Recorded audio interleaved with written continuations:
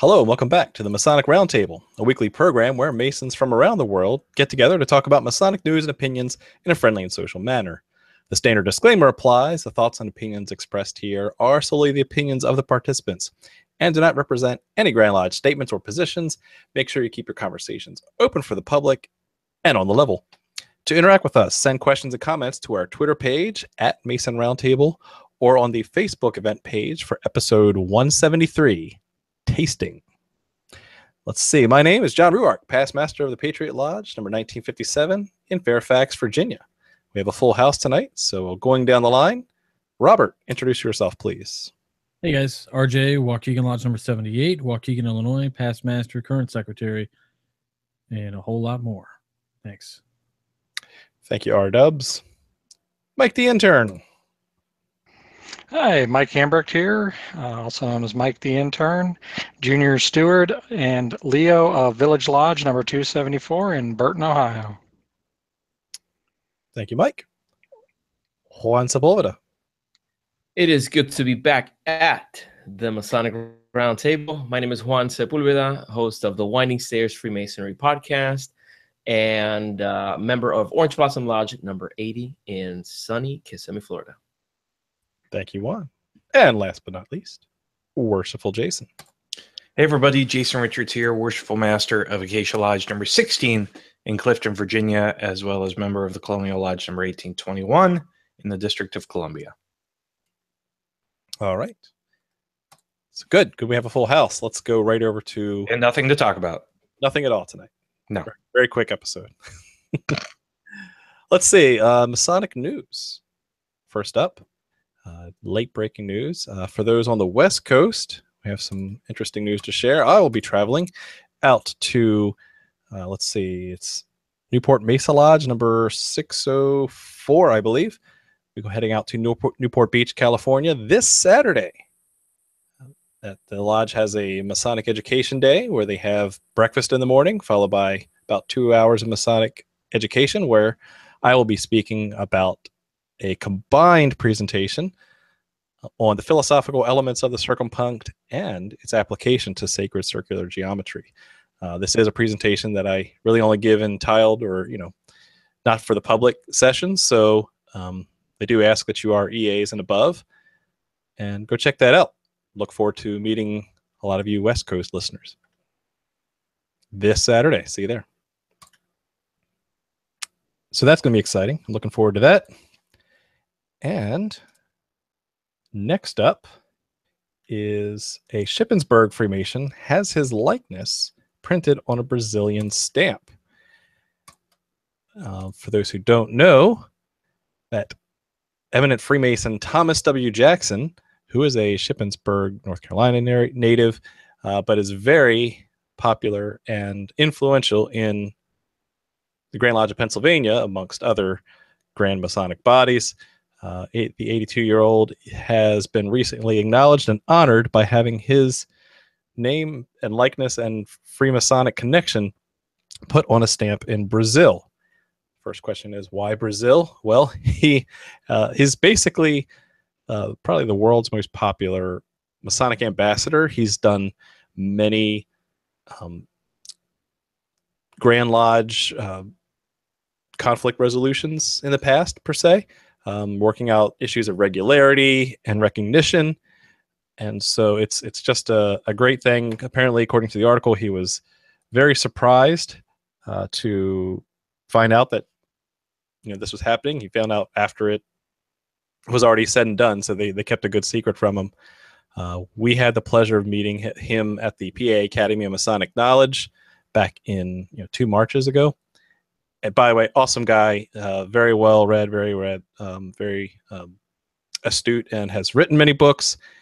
And he and I had a great conversation about the membership statistics and one-day classes as well, personally. So it couldn't be given to a more deserving Mason, and I think it's a great honor to have such a great award or recognition given to him. You guys have met Tom, right? Oh, yeah. No, really, really great guy. I've had the privilege of meeting Tom a couple times. Once when we were up at the PA Academy of Masonic Knowledge, like you mentioned, John, and then also a couple times at Masonic Week down in Arlington. Okay. So that's about it for the light Masonic news we have today. No. What else do we have? So just something interesting that I saw today, and I'll share my screen.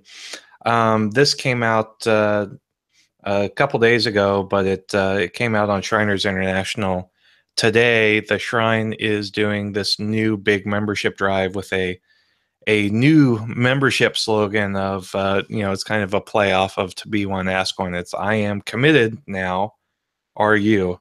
And I wanted to highlight this because just to stir the conversation as far as membership drives and this focus and this pathological need for membership numbers. And I think, listening to the Imperial Potentate's message that he put out today, talking about, we need to, get new members, and we're gonna get more new members, this year than we've ever gotten before, and things like that. And I just have to wonder, how do you, when you're a revolving door as far as an organization goes for membership, like, where does quality fit in? And I think it highlights the bigger problem that we're seeing across the Grand Lodges today as well, of this this paranoid need to see our membership numbers stop declining. And I just don't think that's realistic in today's society. And we should be looking at better membership, not more membership. Yeah, I agree with you completely. I got into a conversation today, actually. Somebody asked me, what do you do about the membership problem? And I had to preface it. I said, well, we're talking about membership problem is to me or to Grand Lodge? And they said, well, to Grand Lodge. I said, well, I can't answer that without telling you what I think first. We don't have one. Number two, of course I talked about engagement. But yeah, I don't necessarily know. It's kind of interesting to hear them say, I'm committed now, are you, right? Because for us as Freemasons, the idea comes across as, I'm committed now, are you, at the Blue Lodge level, right? Like, usually they're not committed to Blue Lodge because they're not getting what they want out of the Blue Lodge. So Right. they go to the appendant body. Now they're saying that they don't get what they want there either. So or it's the equation of intrinsic commitment to an organization to how many new members you can poach. Yeah, well, I mean, bring so Scottish Rite Northern Jurisdiction, you get a white hat based on how many members you bring in. Like your valley can get another white hat.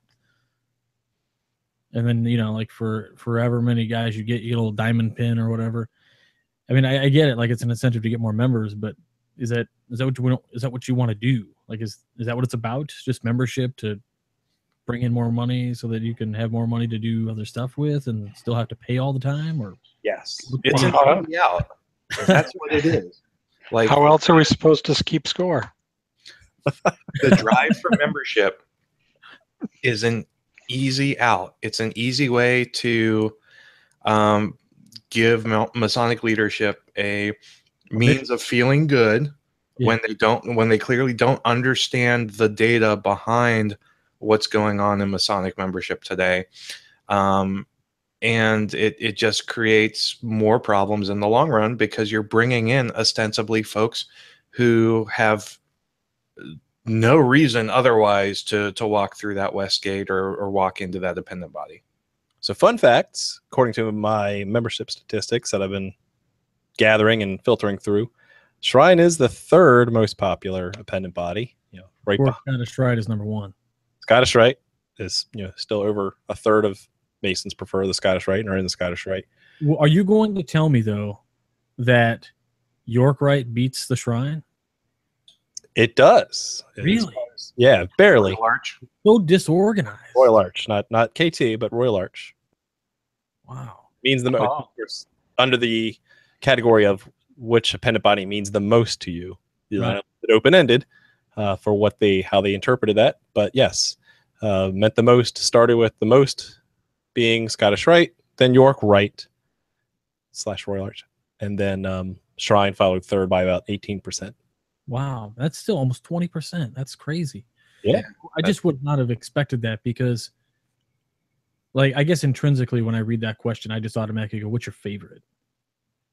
And then, like, my favorite is based on like how much work I have to do, what we do as an organization. Well, which is then why I also asked, well, explain, right, or ask why, so that way I can maybe filter that down. Like I'll be able to look at the data and say, of those 18% that really favored the shrine, then we could find out why they favored the shrine over Yeah, that'd be interesting. So I have the qualitative with the quantitative data, so we'll see. Maybe you'll find out if they're committed. So the shrine is a topic we get asked to talk about a whole lot, and I mean we don't, we make it no secret that that none of us here are Shriners ourselves, but do want to let you in on a little bit of a teaser. No, we're not all joining the shrine. However, where's Nick with his petitions? Yes, where's Nick with his petition? No, he'll only join if it's an invitational body. So when the jesters or the queue start calling, then he'll be there. And scabbard swords. Yes. However, this is episode 173, and we have decided that for our big episode 200, that is going to be our episode that we dedicate to the shrine. So we're actually going to do an episode on it. It's not going to happen for another 6 months because the shrine is a big enough deal that we wanted to do a very special episode on it to make sure that we gave it the time and attention that it deserved. So check and we it could out. all get our petitions in. Yes. So check it out. We may or may not all be wearing fezzes.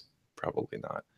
I will have a Doctor Who doll with me where he is wearing a fez. I'm just gonna wear like my kids' Gravity Falls. That might work.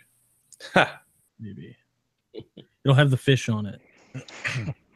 So now you know, and knowing is half the battle. Nice. Okay, let's get into this week's topic, which is the culmination of our 5-part series on the 5 senses, to finish with tasting. So we've covered the big 3 to start with that are most revered by Masons. We moved to smelling last week, and then now finally wrapping things up with tasting. And we'll learn a little bit tonight about how smelling and tasting are linked together. But what I will ask first is Mike, the intern, to kind of go over some of his research that he's done regarding the sense of taste. So kick us off there, Mike. Okay. So the sense of taste is often confused with the sense of flavor. Flavor is actually the combination of taste and smell perception.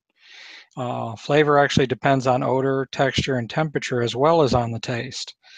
And what has been discovered is that there are 5 basic tastes. Sweetness, which is usually regarded as pleasurable sensation and is produced by the presence of sugars and a few other substances. Now, then there's also sourness, which is the taste that detects acidity. The sourness is rated relative to dilute hydrochloric acid, which has a sourness index of 1. Yes, you call it.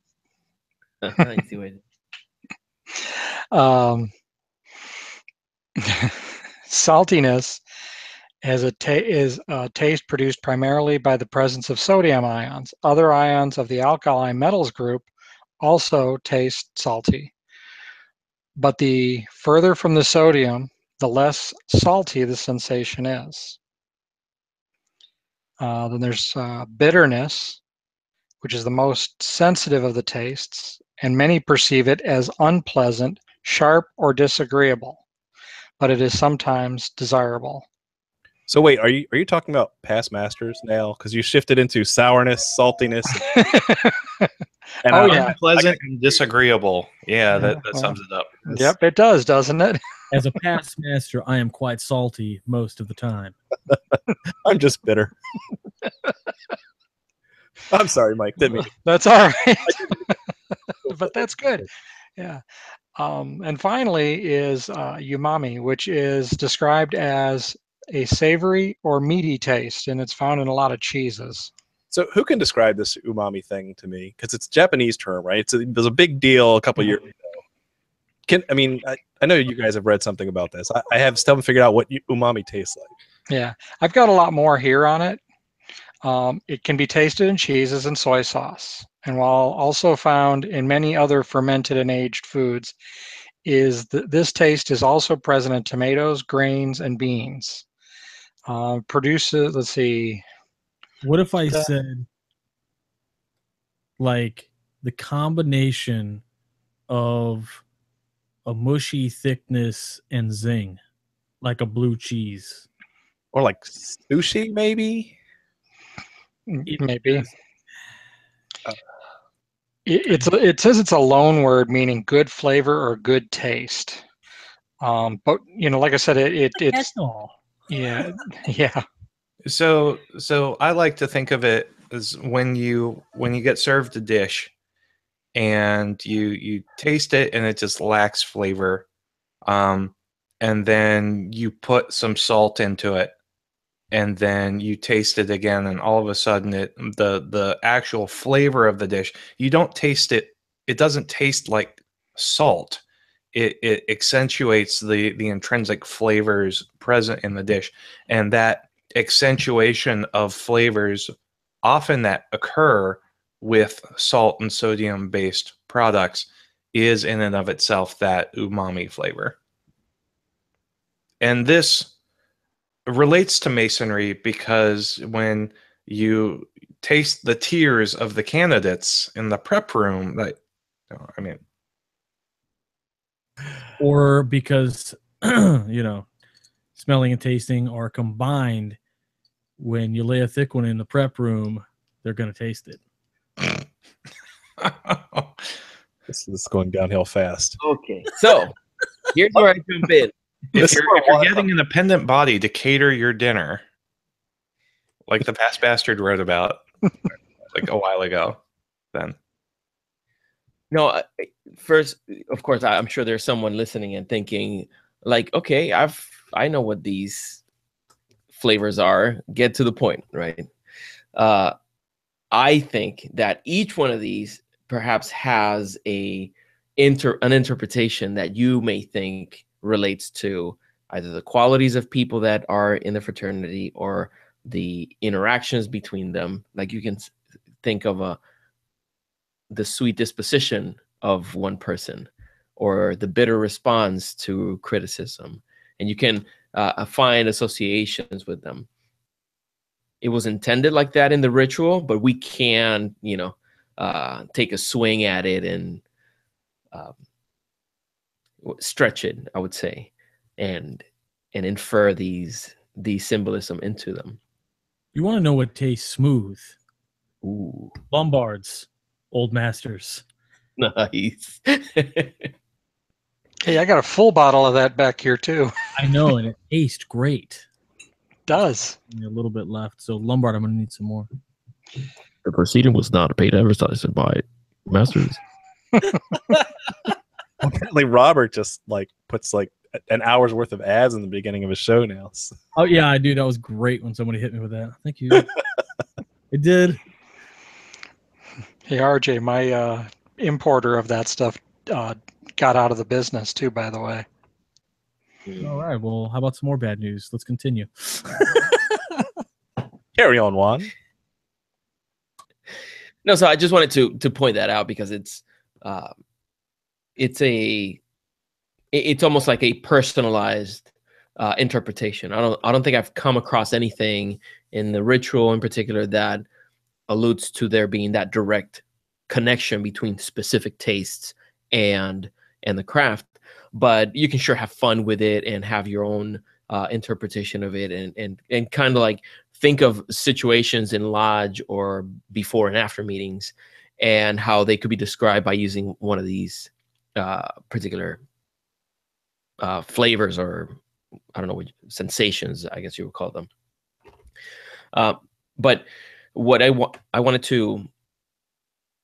to basically bring forth in relation to taste, when we first started considering whether we were going to do all 5 senses, we thought, well, these 3 might be a piece of cake, but for us to do smell and taste, we started, to be honest with all of you, we started getting a little nervous with with these too.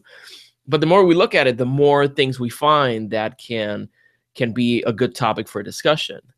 And if I could just jump in, yeah, please. the only one real thing that I can find that pops up in both Masonic occult texts and in Mackey's encyclopedia is between a couple entries here.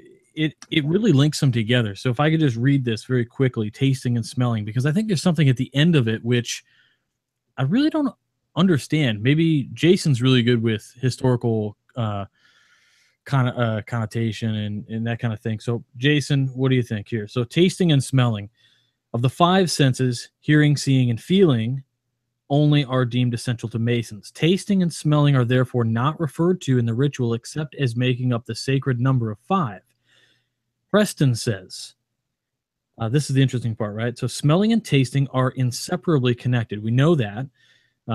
It is by the unnatural kind of life which men commonly lead in society that these senses are rendered less fit to perform their natural duties. I don't really understand that. Wow. The unnatural kind of life which men commonly lead in society, that these senses are rendered less fit to perform their natural duties. Yeah, it's a really kind of an odd thing to say. And I guess without having the context in which Preston is saying this, like there's no citation there either. So maybe Mackey just made it up. But it is interesting. Like, is he saying that if you can't smell and taste, you're like, I don't get it. So, I mean, I guess I could see it being interpreted 2 different ways. One, you didn't have, I mean, there was less sanitation, back in the 1800s, right? So there was probably odors all sorts of places, of which you get accustomed to. Fortunately, the garbage man, eventually gets accustomed to the smell of garbage, or else, he'd go insane. And so it could be alluding to that the unnatural kind of life of which men commonly lead in society are not those who are removed from that type of exposure to it, in which I guess the counter argument to that, or the other side of that coin, would be tasting and smelling in that time frame, in that context, would be more aristocratic in the sense of being able to appreciate fine wine.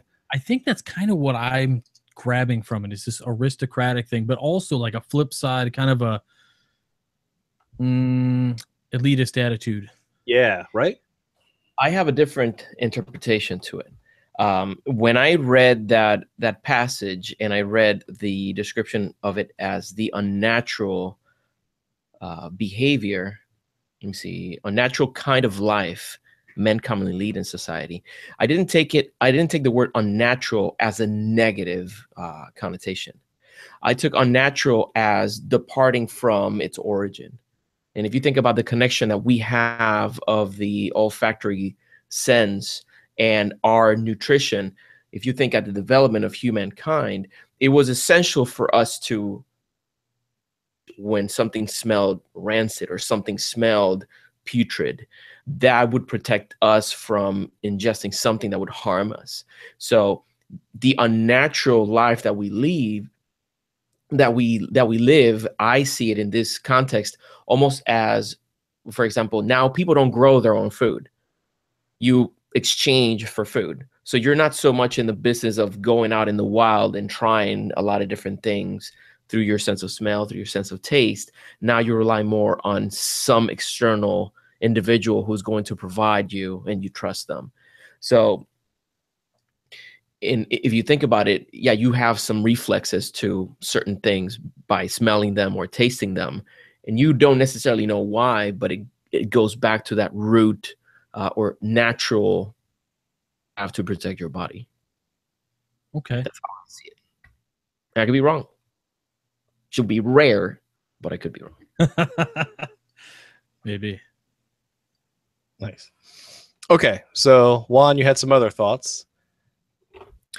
The one that I really got a kick out of is when I was going through some of the ritual and reading the description of the sense of taste. I came across this in the Florida ritual. That this is monitorial, so don't freak out, people. It says the organ of these senses guards the entrance. Wait, am I reading tasting? Okay, the organ of this senses guards the entrance of the alimentary canal, as that of smelling guards the entrance of the canal of respiration. From the situation of both these organs, it is plain that they were intended by nature to distinguish wholesome foods from that which is nauseous. Everything that enters into the stomach must undergo the scrutiny of tasting, and by it, we are capable of discerning the changes which the same body undergoes in the different compositions of art, cookery, chemistry, pharmacy, etc. Oh, man. So that, what did that make you think? So I automatically just go to occult anatomy. Like I think about it as the key to knowing what is absolutely nutritious for your temple. Boom.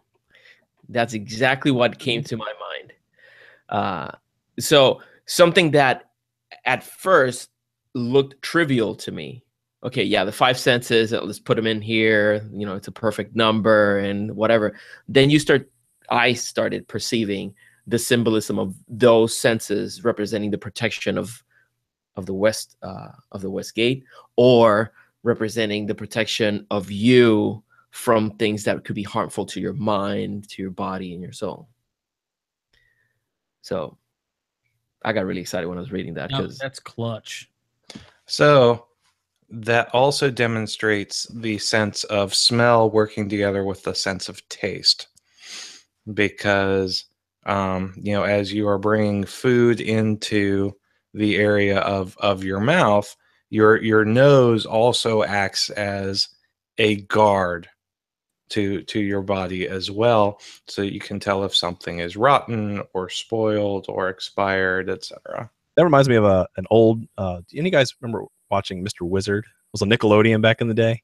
No. Great show. You can find it on YouTube. There was one episode where Mr. Wizard had a couple pieces of chopped up potato and a couple pieces of chopped up apple, and he had the kid blindfolded, and he held the kid's nose, and he says, "Well, which one did you eat?" He gave them a portion of either a potato, a raw potato, or an apple. Kid didn't know. He couldn't tell the difference between an apple and a potato just by the sense of smell. And I've never tried it, but I was like, that's got to be rigged. Let's try it on our kids. You go first. Yeah. Well, all you need is a day of allergy or a day of sinus, trouble, and your best meal, your favorite drink is garbage. It's like you're just eating because you gotta eat and to satisfy your hunger, but you basically cut the pleasurable aspect of enjoying a meal. So that's a really good interpretation. I'm glad you found that, because that's I don't think we have that type of language up in here in Virginia. But you started to do an outline in our research notes as well, looking at where do we see elements of taste, even if it's not called out directly, at least indirectly, in the Masonic canopy. And we have things like the most obvious one for our public ceremonies here in Virginia are the cornerstone laying ceremonies, of which we publicly do a laying of a cornerstone by setting it with corn, wine, and oil. And we explain it, and I don't have the text in front of me to give the actual Virginia ritual, But you can actually find videos Health, again. wellness, and gladness, I believe. Right. And so, we take these literal items that you can ingest and provide a symbolic meaning to them as well. So we do have, that connotation that goes with tasting related to nourishment and joy and those kind of things. So I think that's really kind of cool, especially as you go through some of the degrees. You'll find similar parallels to corn, wine, and oil, and how it will create a connection, because like you can picture yourself tasting wine. Obviously, that's a good one. Mm-hmm. It's the way they're written in the Florida ritual is nourishment, refreshment, and joy. I find it kind of hard to separate nourishment from refreshment. I don't know. I might be thinking about them in That's because you eat really good food. That's true. Yeah. So, like for me, this water is nourishment. The scotch is refreshment. I wouldn't say it's necessarily good for me. But in moderated doses, it is. Right? I mean, enough to feel the joy. But in the scotch of joy and gladness. Right. Before we go too far away from that initial interpretation, I wanted to make a point that connects to this. When we're talking about the nose and the tongue perhaps being that guardian to your body, or front line of defense against things that could be harmful to you. Let's bring it back to scotch, for example. These are two beverages that the very first time you try them, you might find them disagreeable. You might find them to be too harsh for you, and it's almost your body still disagreeable after several years. Well, we need to work on you, Mike. Help me with this one. Oh, I will certainly try. I didn't like whiskey in the past. Right now, I am in the process of getting more familiar with it, learning about its production, its provenance, and all of that. So right now, I still feel the burn from the alcohol, and which is my body saying, "Whoa, what is this that you're doing?" But you build a tolerance to it.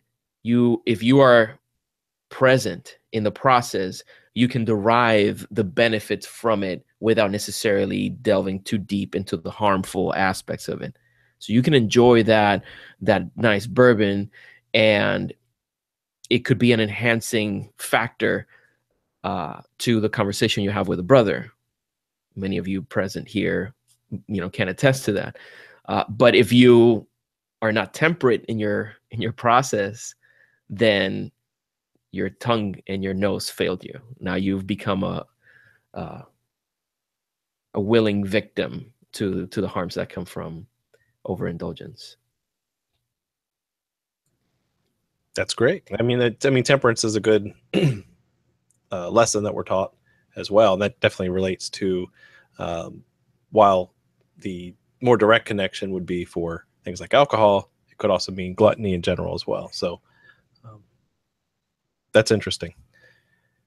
I think, another thing, as far as some other symbols of food in the ritual, this is something I had a crazy idea like 2 years ago, never got off the ground. So I'm giving it away for free now, which is what we need to do is open source a homebrew recipe for each of the 3 degrees, right? So what I'm thinking is the one that really stands out would be really awesome to have a pomegranate wheat beer, like a Hefeweizen, for the you have a homebrew journal there. There it goes. Yeah, I do have a homebrew journal, and I've got some recipes that I had actually started because I was thinking about the words on the back of the old masters, which is The perfect nose to experience blindfolded. How else? You know? So there we go. All right, TMR Squires, go off and crowdsource a good homebrew for each of the 3 degrees. That would be awesome. Yes, for EA, let's make one with chalk, charcoal, and clay. It's a bit gritty. Tastes like mud. For a fact, you could. Charcoal being the material, the Filter. mineral filter. Whiskey. We're not talking about vodka here. Yeah, and then when you're all done, they can do antacids for the chalky taste. So they can drink some, Yes, brewed with Yeah. Maalox. some Maalox, aka dead pills. Good I stuff. thought those were another type of blue. So, never mind. No, that's when you're over 50, 60, Oh, okay. or when you just want to party. And you've lost. Wrapping things up, I think we've kind of stretched this out as far as we can, but I think it was a great conversation. One thing I wanted to do to kind of tie these 5 senses together too was think about, well, in general, what do the senses mean as far as experiential masonry, right? Contemplative masonry. And one aspect that I've been looking at this through a lens of has been, philosophically, that the senses are the way that we experience the world. We've talked about, how like geometry in the past could be a way that we experience God, or the creator, and the design that's out there through the application of math and arithmetic and geometry. And similarly, we experience life, we experience the world through the 5 senses, including those 5 senses. We also have other senses that have been kind of commonplace, to include things like the sense of time, sense of balance, sense of temperature, pain, and intuition. All of those, which could also be included in your Masonic experience as well, if you really think about that. There's a sense of time going through the degrees, balance as you get escorted around, temperature, pain, and intuition. So those are all other aspects. There's a lot of pain associated with degrees. True story, right, Jason? That all align to the extrasensory experience we have from Masonic initiation.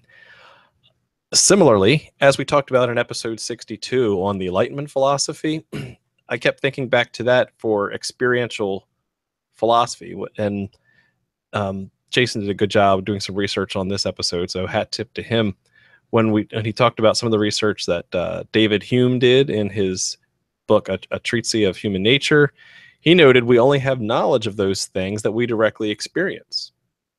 But conversely, Immanuel Kant surmises that we do not directly experience anything in the world, but we are limited indirectly through our senses and our perceptions. So when you look at trying to interpret that philosophically, when you look at knowing your creator as well, we only know and experience creation through the 5 senses we're given. I'd be interested to know then, like, I wonder, and if there's a brother out there who's got it handy or whatever, if Aquinas touches on it in the Soma at all. He touches on so many deep, esoteric, ethereal worlds and like emanations of deity and things. I wonder if he ever touches on it. But, just throwing it out there to anybody who's watching. If you come across it, I'd love to check it out. Well, and that's kind of where I was going with it. I haven't really researched that part specifically of Aquinas's thoughts on that. But in other esoteric texts that I've been reading, I talk about how, if we're given these 5 senses, let's limit it to those first 5.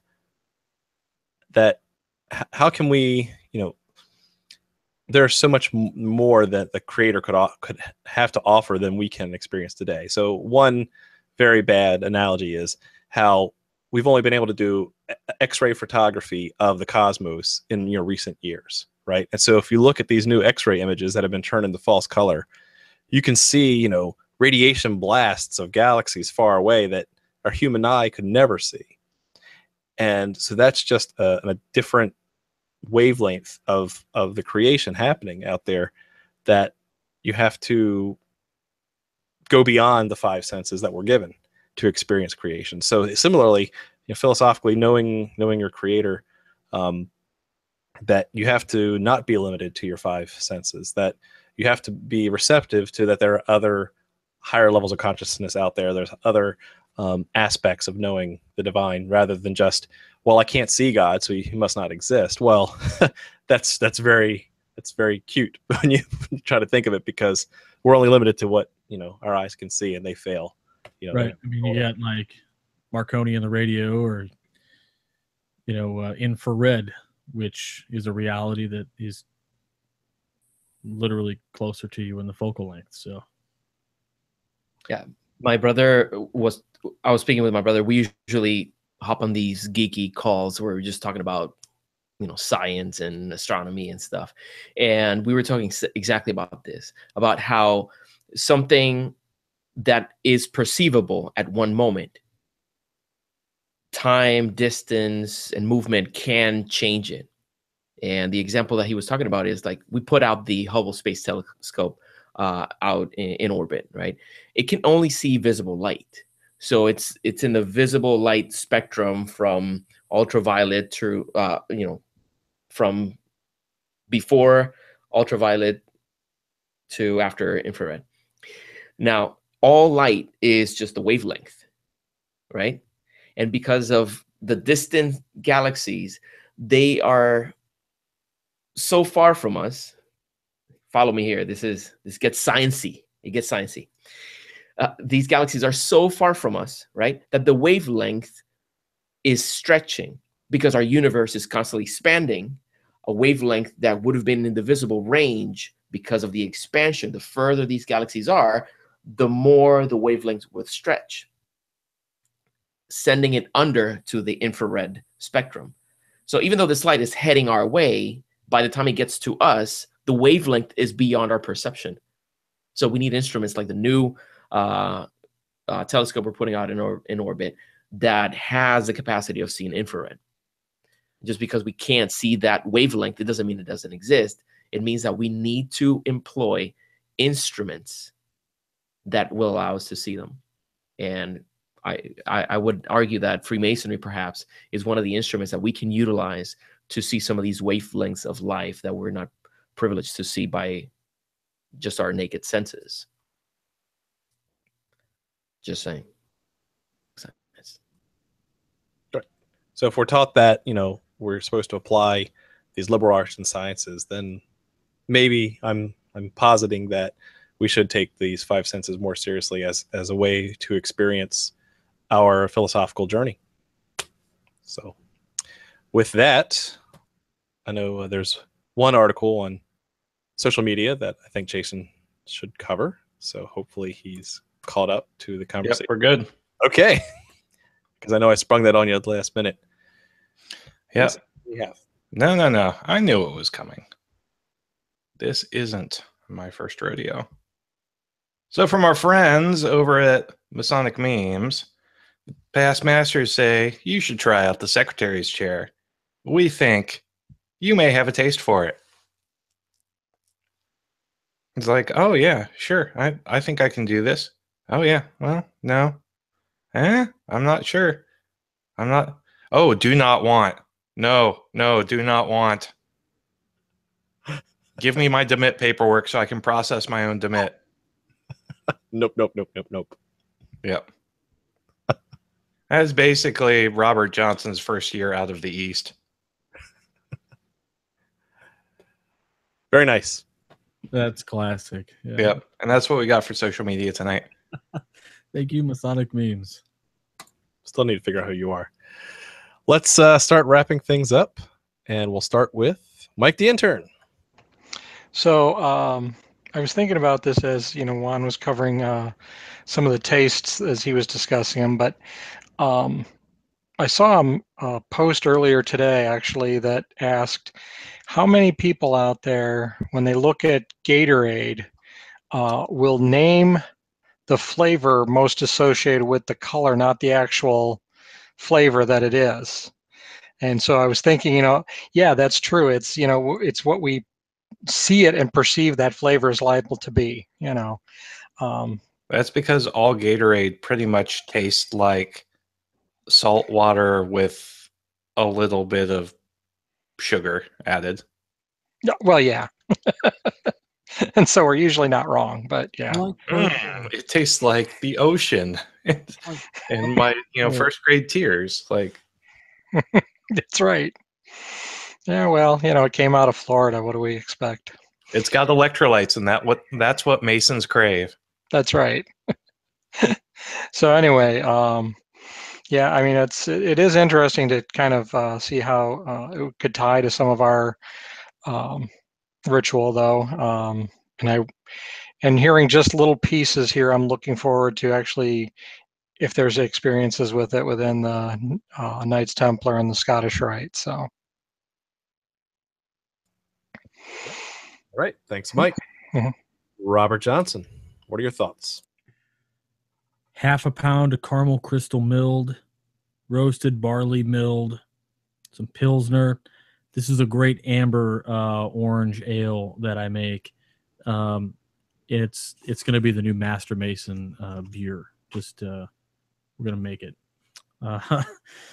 So I would say that coming from a topic like tasting, that almost I would have absolutely no idea really how to relate it into our ritual, because it's instantly tossed aside in our middle chamber or in my senior deacon lecture. Sometimes they combine that with middle chamber. And